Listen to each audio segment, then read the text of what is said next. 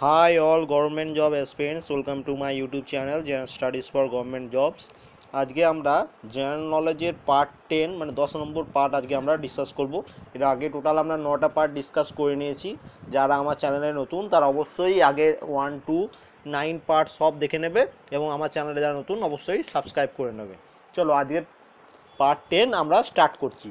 আজকে first question কি দিয়েছে দেখো, খুব ইম্পর্টেন্ট কোশ্চেন, এটা কনস্টিটিউশন থেকে দিয়েছে না। কোন মৌলিক অধিকার সর্বাধিক সংশোধিত এবং বিতর্কিত? অ্যান্সার হচ্ছে কি না, অপশন ডি, সম্পত্তির অধিকার। এটি হচ্ছে সর্বাধিক সংশোধিত এবং বিতর্কিত। নেক্সট কোশ্চেন, দক্ষিণ গোলার্ধের সবচেয়ে বড় দিন হলো বা এবং ছোট রাত, বড় দিন বা ছোট রাত যেটা কোশ্চেন আসতে পারে। এমনও কোশ্চেন আসতে পারে যে দক্ষিণ গোলার্ধের সবথেকে ছোট রাত কোনটা, বা এমনও আসতে পারে দক্ষিণ গোলার্ধের সবচেয়ে বড় দিন। দেখো দক্ষিণ গোলার্ধের সবচেয়ে বড় দিন হচ্ছে 22শে ডিসেম্বর। নেক্সট কোশ্চেন আমরা যেটা পড়বো দেখো, প্রধান গ্রাফাইট উৎপাদক দেশ হলো, উৎপাদক মানে কোন দেশে সবথেকে বেশি গ্রাফাইট উৎপাদক হয়? অপশন অনুযায়ী অ্যান্সার হচ্ছে ভারত, কিন্তু সবচেয়ে বেশি হয় চায়নাতে। চায়না হচ্ছে 1 নম্বর এবং সেকেন্ড হচ্ছে ভারত। নেক্সট কোশ্চেন আমরা যেটা পড়ব, উত্তর গোলার্ধ এবং দক্ষিণ গোলার্ধকে বিচ্ছিন্ন করেছে কে? না, নিরক্ষীয় সমতল। নিরক্ষীয় সমতল উত্তর গোলার্ধ এবং দক্ষিণ গোলার্ধকে বিচ্ছিন্ন করেছে। নেক্সট কোশ্চেন আমরা যেটা পড়ব, কোন দাসবংশীয় সুলতান দীর্ঘতম সময় ধরে রাজত্ব করেছে? মানে সব থেকে বেশি সময় ধরে কোন সুলতান, দাসবংশের সুলতান রাজত্ব করেছে? অ্যান্সার হচ্ছে কি, ইলতুৎমিশ, শামসুদ্দিন ইলতুমিশ বা ইলতুৎমিশ অথবা ইলতুৎমিশ, যা বলবে তোমরা।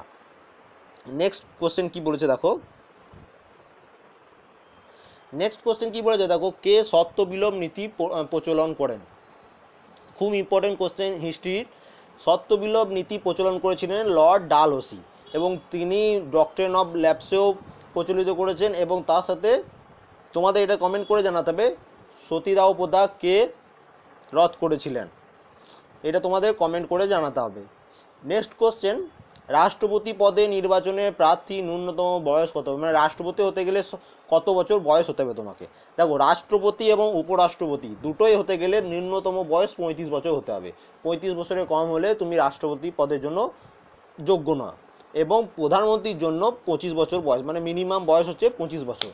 তোমাদের এটা কমেন্ট করে জানাতে হবে যে রাজ্যসভার মেম্বার হতে গেলে ন্যূনতম বয়স কত হতে হবে। নেক্সট কোশ্চেন দেখো কি বলেছে,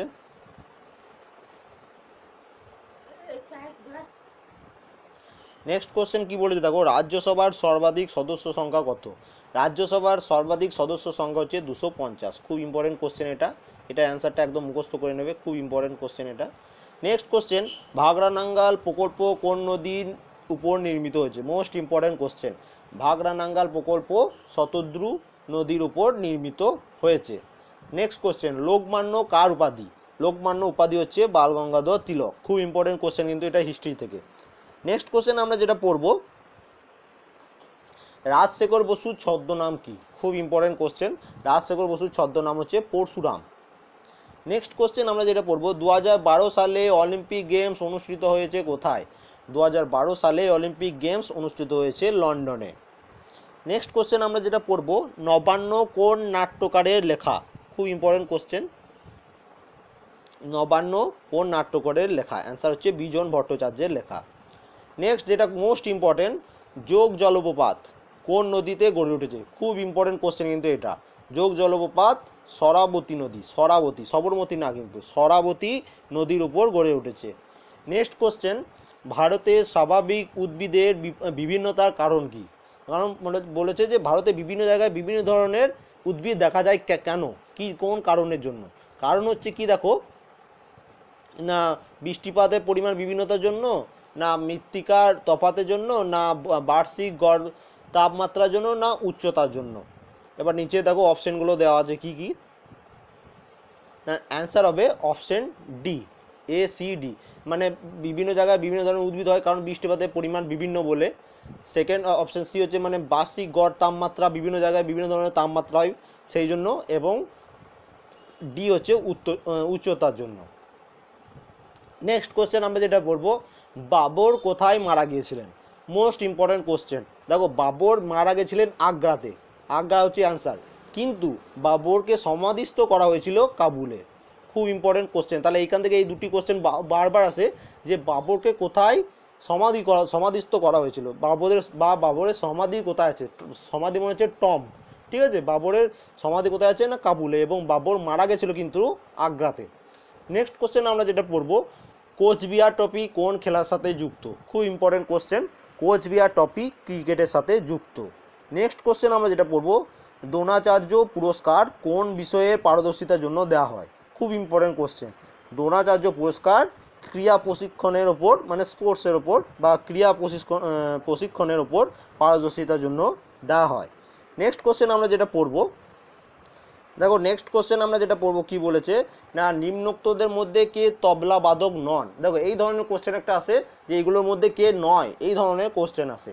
তাহলে এগুলোর মধ্যে তবলা বাদক কে কে, সেখান থেকে তোমরা সেটা অ্যান্সার পেয়ে যেছো যে জাকির হোসেন একজন তবলা বাদক, বিক্রম ঘোষ একজন তবলা বাদক, আল্লাহ রাখা একজন তবলা বাদক। অপশন তাহলে অ্যান্সার কী হচ্ছে না, শিবকুমার শর্মা, তিনি একজন সন্তুর বাদক, ঠিক আছে। তিনি সন্তুরের জন্য, মানে এরকম কোশ্চেন আসে যে জাকির হোসেন কোন ফিল্ডের সাথে সংযুক্ত, তাহলে তিনি একজন তবলাবাদক। তেমনি শিবকুমার শর্মা হচ্ছে সন্তুর বাদক একজন। নেক্সট কোশ্চেন আমরা যেটা পড়বো, খুব ইম্পর্টেন্ট কোশ্চেন, কি বলেছে দেখো না, ভারতের প্রাচীনতম তৈল শোধনাগার কোথায় অবস্থিত। খুব ইম্পর্টেন্ট কোশ্চেন কিন্তু এটা। ভারতের প্রাচীনতম তৈল শোধনাগার অবস্থিত হচ্ছে ডিগবয়, অপশন এ হচ্ছে এটার অ্যান্সার। নেক্সট আমরা যেটা পড়বো, প্রথম বাংলাদেশি নাগরিক যিনি 2006 সালে নোবেল পুরস্কার পান। খুব ইম্পর্টেন্ট কোশ্চেন। প্রথম বাংলাদেশি নাগরিক যিনি 2006 সালে নোবেল পুরস্কার পান, তিনি হচ্ছেন মোহাম্মদ ইউনুস, ঠিক আছে, মোহাম্মদ ইউনুস। নেক্সট কোশ্চেন আমরা যেটা পড়বো, দক্ষিণ ভারতের দীর্ঘতম নদীর নাম কি। খুব ইম্পর্টেন্ট কোশ্চেন, তোমরা আশা করি সবাই অ্যান্সারটা জানো। দক্ষিণ ভারতের দীর্ঘতম নদী হচ্ছে গোদাবরী। নেক্সট কোশ্চেন আমরা যেটা পড়বো, পথের দাবি উপন্যাসটি রচয়িতাকে। এটার অ্যান্সার তোমরা কমেন্ট করে জানাবে। খুব ইম্পর্টেন্ট কোশ্চেন, পথের দাবি উপন্যাসটি রচয়িতা কে, এটা অ্যান্সার তোমরা কমেন্ট করে জানাবে। নেক্সট কোশ্চেন আমরা যেটা পড়বো, নিচের কোনটি ভারতের রাষ্ট্রপতি ঘোষণা করতে পারেন। জাতীয় জরুরি অবস্থা রাষ্ট্রপতি এটা ঘোষণা করতে পারেন, শাসনতান্ত্রিক জরুরি অবস্থা এটাও রাষ্ট্রপতি ঘোষণা করতে পারেন, আর্থিক জরুরি অবস্থা এটাও রাষ্ট্রপতি ঘোষণা করতে পারেন। তাহলে অ্যান্সার কী হবে না, উপরের সবকটি ভারতের রাষ্ট্রপতি ঘোষণা করতে পারেন। নেক্সট কোশ্চেন, নিচে লেখা কোন উদ্ভিদটি স্বভোজী নয়। তাহলে অ্যান্সার কী হবে না, অপশন সি হচ্ছে ছত্রাক। ছত্রাক হচ্ছে স্বভোজী উদ্ভিদ নয়, এটি একটি পরভোজী উদ্ভিদ। নেক্সট কোশ্চেন, মাইথন বাঁধ কোন নদীর তীরে গড়ে উঠেছে। খুব ইম্পর্টেন্ট কোশ্চেন, মাইথন বাঁধ গড়ে উঠেছে দামোদর নদীর ওপর। তারপরে নেক্সট কোশ্চেন আমরা যেটা পড়বো, প্রার্থনা সমাজের প্রতিষ্ঠাতাকে। খুব ইম্পর্টেন্ট কোশ্চেন, প্রার্থনা সমাজের প্রতিষ্ঠাতা হচ্ছে আত্মরাম পাণ্ডুরঙ্গ। খুব ইম্পর্টেন্ট কোশ্চেন, অপশন সি হচ্ছে অ্যান্সার, আত্মরাম পাণ্ডুরঙ্গ হচ্ছে প্রার্থনা সমাজের প্রতিষ্ঠাতা। নেক্সট, কে ইকতা প্রথার বিলোপ ঘটান। খুব ইম্পর্টেন্ট কোশ্চেন, ইকতা প্রথার বিলোপ ঘটেছিলেন আলাউদ্দিন খলজি। খুব ইম্পর্টেন্ট কোশ্চেন কিন্তু এটা। এবার আমরা নেক্সট কোশ্চেন যেটা পড়বো,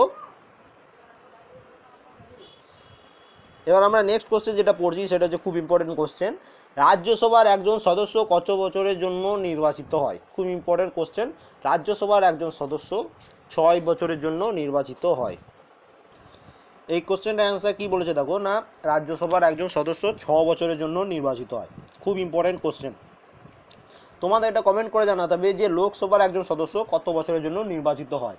এইগুলোর মধ্যে যেন গুলিয়ে ফেলো না, এই ধরনের কোশ্চেন কিন্তু আসবেই এক্সামে।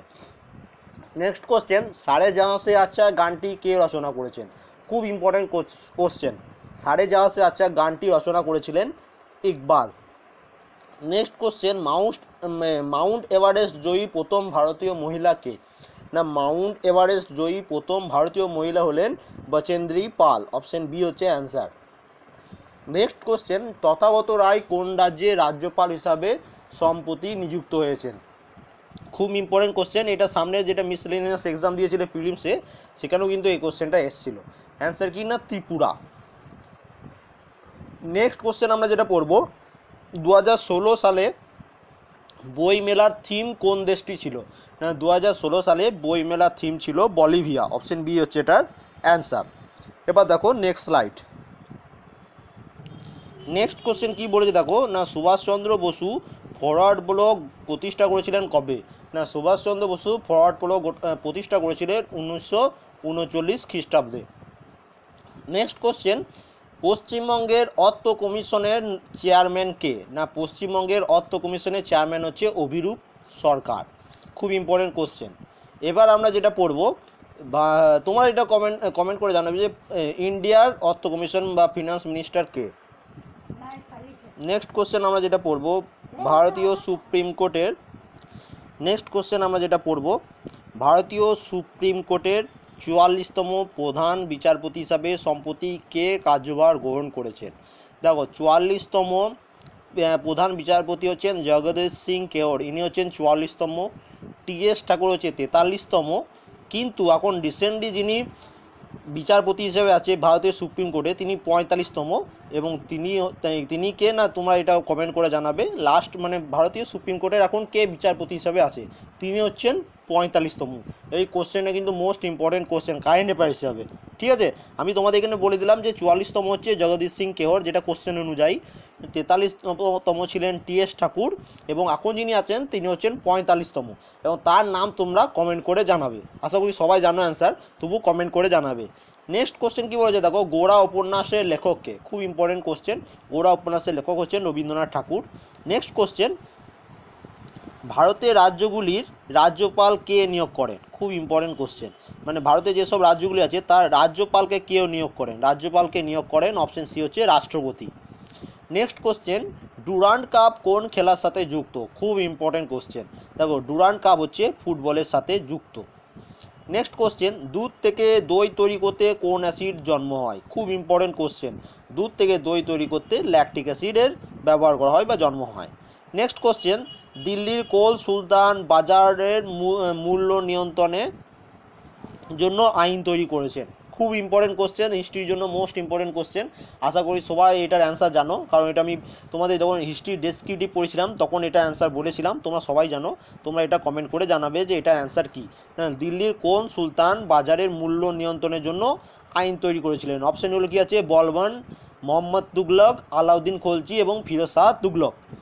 নেক্সট কোশ্চেন আমরা যেটা পড়বো, কী বলেছে দেখো, না, মিত্র মেলা কে প্রতিষ্ঠা করেছেন? খুব ইম্পর্টেন্ট কোশ্চেন। মিত্র মেলা প্রতিষ্ঠা করেছেন ভি.ডি. সাভারকার। অপশন বি হচ্ছে এটার অ্যান্সার। মিত্র মেলার প্রতিষ্ঠাতা হচ্ছেন ভি.ডি. সাভারকার।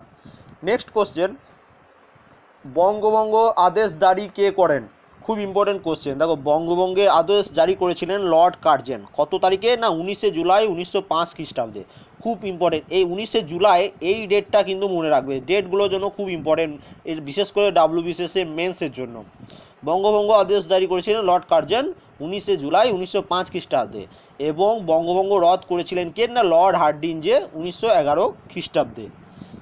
নেক্সট কোশ্চেন আমরা যেটা পড়বো, গাঙ্গেয় সমভূমি প্রাচীন পলিযুক্ত অঞ্চল কী নামে পরিচিত? না, গাঙ্গেয় সমভূমির প্রাচীন পলিযুক্ত অঞ্চলটি ভাঙড় নামে পরিচিত। নেক্সট কোশ্চেন আমরা যেটা পড়বো, স্থায়ী চুম্বক তৈরির জন্য কী ব্যবহার করা হয়? স্থায়ী চুম্বক তৈরির জন্য নরম লোহা ব্যবহার করা হয়। নেক্সট কোশ্চেন, ফাহিয়েন ভারতে ভ্রমণের সময় গুপ্ত সম্রাট কে ছিলেন? Most important question. ফাহিয়েন যখন ভারতে এসেছিলেন তখন গুপ্ত সম্রাট ছিলেন দ্বিতীয় চন্দ্রগুপ্ত। তোমাদের এটা কমেন্ট করে জানাতে হবে যে হিউয়েন সাং কার সময় ভারতে এসেছিল, এবং তার সাথে মেগাস্তিনিস কার সময় ভারতে এসেছিল। হিউয়েন সাং এবং মেগাস্তিনিস কার সময় ভারতে এসেছিল, এটা তোমরা কমেন্ট করে জানাবে। নেক্সট কোশ্চেন, কি বলছে, কোন খেলার প্রতীক শ্রী হনুমান? খুব ইম্পর্টেন্ট কোশ্চেন। কুস্তি খেলার প্রতীক হচ্ছেন শ্রী হনুমান। এবং আজকে লাস্ট কোশ্চেন, কোন ভারতীয় দাবাড়ু, মানে যে দাবা খেলে তাদের দাবাড়ু বলে, প্রথম বিশ্ব চ্যাম্পিয়নকে পরাস্ত করেন? তাহলে কি অ্যান্সার হবে? না, কোন ভারতীয় দাবাড়ু প্রথম বিশ্ব চ্যাম্পিয়নকে পরাস্ত করেছিলেন? না, বিশ্বনাথন আনন্দ প্রথম বিশ্ব চ্যাম্পিয়নকে পরাস্ত করেছিলেন। আজ এই পর্যন্তই। আশা করি ভিডিওটি ভালো লেগেছে। যদি ভালো লেগে থাকে অবশ্যই লাইক করবে এবং কমেন্ট করে জানাবে তোমাদের কেমন লাগলো।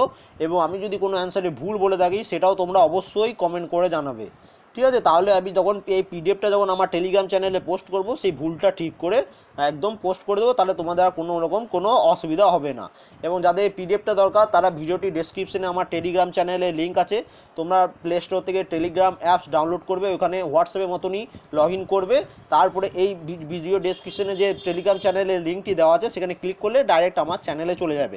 ওইখানে একটা জয়েন বলে অপশান আসবে, সেখানে তোমরা জয়েন করে নেবে, তাহলেই দেখবে আমি যত পিডিএফ আপলোড করেছি সব পিডিএফ পরপর ওখানে সাজানো আছে। এবং আমার চ্যানেলে যারা নতুন অবশ্যই তোমরা সাবস্ক্রাইব করে নেবে, তাহলে যখনই আমি যে কোনো ভিডিও আপলোড করব তোমরা সাথে সাথে ভিডিওগুলি দেখতে পাবে। Thank you for watching.